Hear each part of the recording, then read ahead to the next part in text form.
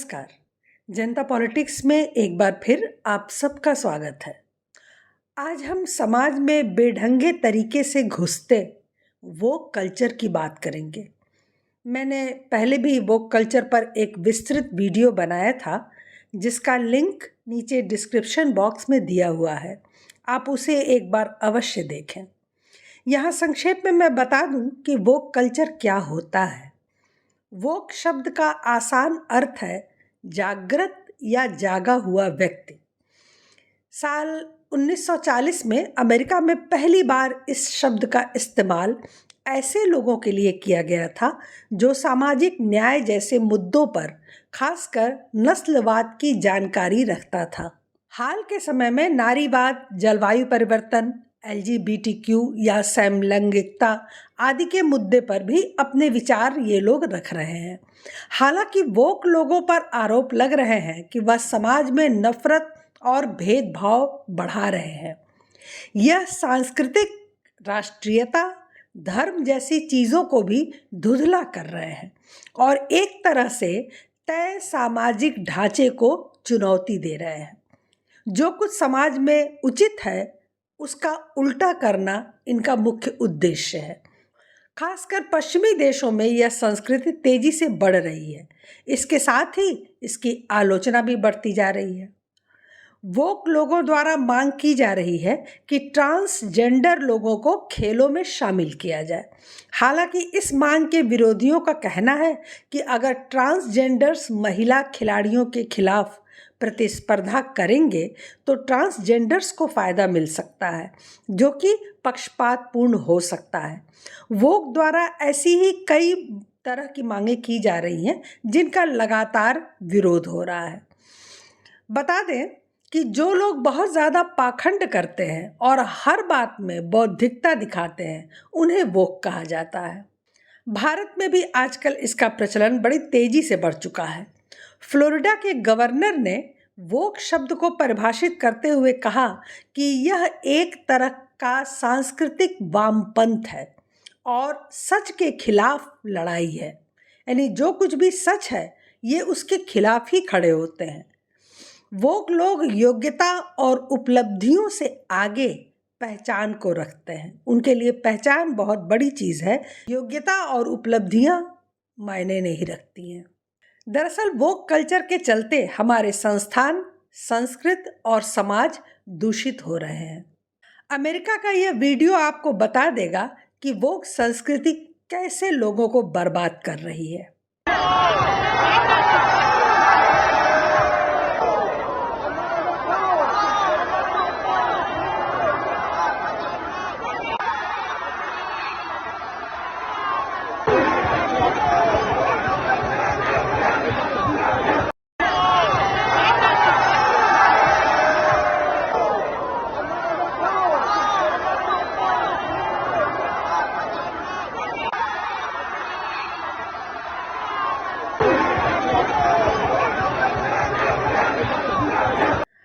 अपनी बात को खुलकर कहना, बेबाक मुंहफट होना, ये सब वोक लोगों की पहचान है। अब भारत में यह रोग अपर क्लास से चलता हुआ मिडिल क्लास तक पहुंच गया है। 2 दिन पहले BBC ने उत्तराखंड के काशीपुर की एक डॉक्यूमेंट्री पोस्ट की थी, जिसे देखने के बाद मैं बहुत देर तक सोच में पड़ गई कि हमारे समाज को क्या हो रहा है। लोग चाहते क्या हैं? धर्म और संस्कृति को तो किनारे कर दीजिए, उसकी परवाह कौन करता है आजकल। लेकिन आप बच्चों को जहां पहुंचा रहे हैं, वहां से ये बच्चे आगे जाकर किस रूप में विकसित होंगे, यह भी आपको ही सोचना होगा। बेहतर होगा कि आप पहले BBC की डॉक्यूमेंट्री देख लें, तो मेरी चिंता का सबब स्पष्ट हो जाएगा।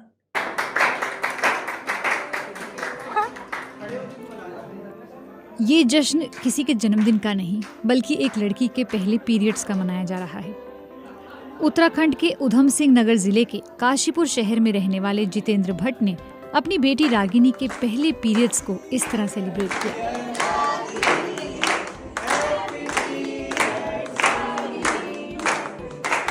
जितेंद्र भट्ट पेशे से म्यूजिक टीचर हैं और वो पीरियड से जुड़ी पुरानी सोच को बदलना चाहते हैं। तो गांव में हमने ऐसा माहौल देखा था जब मैं 4 साल 5 साल की एज का रहा हूँगा। तो वहाँ जिन महिलाओं को जब इस तरह माहवारी पीरियड्स का रहता था इशू, तो उनको जो है एक तरह से समझिए कि घर से अलग कर दिया जाता था। घर से अलग मतलब उनका रहना अलग हो गया, और उनका खाना अलग, उनके बर्तन अलग, उनके कपड़े अलग। और यहाँ तक मेरी शादी हुई, बच्ची हुई, तो फिर मुझे लगा कि अब मेरे पास एक अपॉर्चुनिटी है, और जब मेरी बेटी को पीरियड्स होंगे या जब उनको माहवारी होगी, तो मैंने सोचा था कि मैं इसको उत्सव की तरह मनाऊंगा, इसको टैबू की तरह नहीं देखूंगा, इसको उत्सव की तरह मनाऊंगा। रिश्तेदारों में क्या हुआ कि जैसे मैंने कहा कि हमारी चूँकि ऐसी ही कंडीशनिंग है, तो एकदम से किसी चीज़ को तोड़ना आसान नहीं होता। तो वहाँ भी मिली-जुली प्रतिक्रियाएँ रहीं, कुछ लोग नहीं आए और कुछ आए। पीरियड्स को लेकर समाज में अभी भी कई तरह की भ्रांतियां हैं। यूनिसेफ की एक रिपोर्ट के मुताबिक दक्षिण एशिया में हर 3 में से 1 लड़की को पीरियड से पहले इसकी जानकारी तक नहीं होती। पीरियड्स को महिलाओं की कमजोरी और शर्म से भी जोड़ा जाता है। रागिनी अपने पिता के इस कदम से बहुत खुश है। जब पार्टी प्लान हुई थी तब नीचे सारे बच्चे आए थे और मेरे को अंदर आने भी नहीं दे रहे थे। फिर मैं जब अंदर नीचे गई तो मुझे बहुत अच्छा लगा। सब कुछ अच्छे से तैयार करा हुआ था, केक कटिंग हुई, गिफ्ट्स मिले मुझे बहुत सारे, और ज़्यादातर गिफ्ट्स में सैनिटरी पैड्स और चॉकलेट मिली थी। पीरियड्स को लेकर परिवारों में खुलकर बातचीत नहीं होती। रागिनी की मां बताती हैं कि इस तरह की पहल इतनी ज़रूरी क्यों है। जब ये प्लानिंग की गई कि हम सेलिब्रेशन करेंगे, उसके लिए मुझे बहुत खुशी हुई, क्योंकि हमारा जो था वो नहीं भी पता था लोगों को और पता भी था। तो उसका कोई हमारे जीवन में ऐसा कोई किसी ने सेलिब्रेशन नहीं किया, ना हमें ऐसे बताया गया कि बेटा ये बहुत अच्छी चीज़ है, आप इसको ये मत सोचो। तो हमने ऐसा जैसे लोग यूजुअली करते हैं वही हमने भी अपना लाइफ में किया। लेकिन आज जो हुआ है वो बहुत अच्छा हुआ है। जो आगे बेटियाँ हैं उनके लिए और जो नारियाँ हैं उनके लिए भी बहुत एक कदम है जो आगे बढ़ना चाहती हैं। रागिनी की इस पीरियड पार्टी में शामिल होने आई लड़कियां चाहती हैं कि पीरियड को लेकर चले आ रहे ये टैबू अब टूटने चाहिए। जब मैं यहाँ आई तो सभी थे, लड़के भी थे, लड़कियाँ भी, थोड़ी सी हेजिटेशन भी थी, बट जब केक कटिंग हुई और सेलिब्रेशन हुआ तो बहुत अच्छा लगा। सब ओपन माइंडली एंजॉय कर रहे थे। कभी रागिनी की पीरियड पार्टी में सिर्फ लड़कियां नहीं बल्कि लड़के भी शामिल हुए। वे भी मानते हैं कि पीरियड की जानकारी परिवार के लड़कों को भी दी जानी चाहिए। तौर पे जब तक हम मेल्स को सेंसिटाइज नहीं करेंगे तब तक ये प्रॉब्लम खत्म नहीं होगी। और सिर्फ मेल्स को सेंसिटाइज करके भी काफ़ी नहीं होगा, कुछ हद तक फीमेल्स को भी सेंसिटाइज करना ज़रूरी है, क्योंकि बहुत सारी फीमेल्स भी इस तरीके की रूढ़िवादी सोच अभी भी रखती हैं। मेरी एक बड़ी बहन है, उसने मुझे बताया कि आज मेरे को पहला दिन है मेरे पीरियड्स का और मुझे बहुत पेन हो रही है। तो इससे ये भी जागरूकता हुई कि मेरी बहन मेरे साथ अच्छे से कनेक्ट हो पाई। रागिनी के आसपास रहने वाले लोगों का मानना है कि इस तरह की पहल लोगों के मन में पीरियड से जुड़ी भ्रांतियों को खत्म करेगी। ये लड़कियों के लिए बेहद जरूरी है।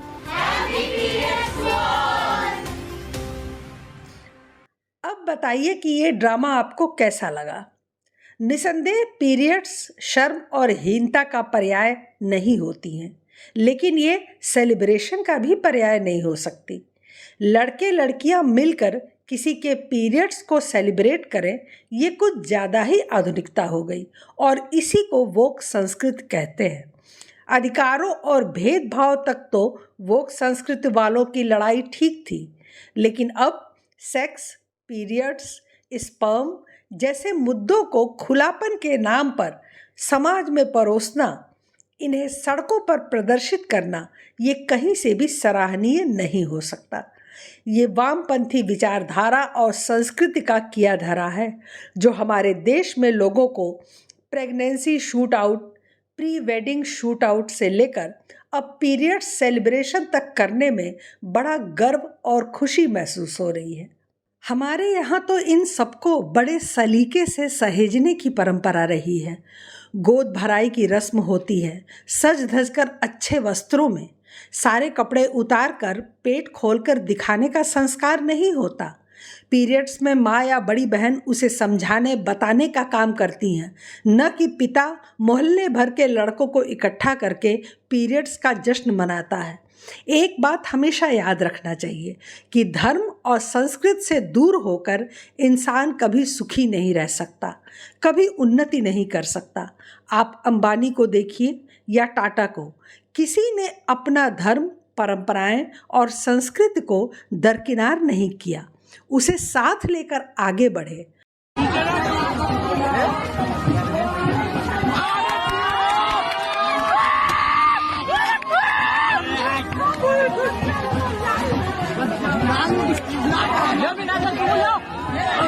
आधुनिकता को कभी अपने ऊपर हावी न होने दें, उसे उतना ही महत्व दें जितना ज़रूरी हो।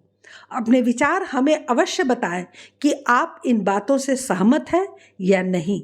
चैनल को सब्सक्राइब करें, लाइक करें और सभी प्लेटफॉर्म पर शेयर करें। आज के लिए बस इतना ही। धन्यवाद। नमस्कार।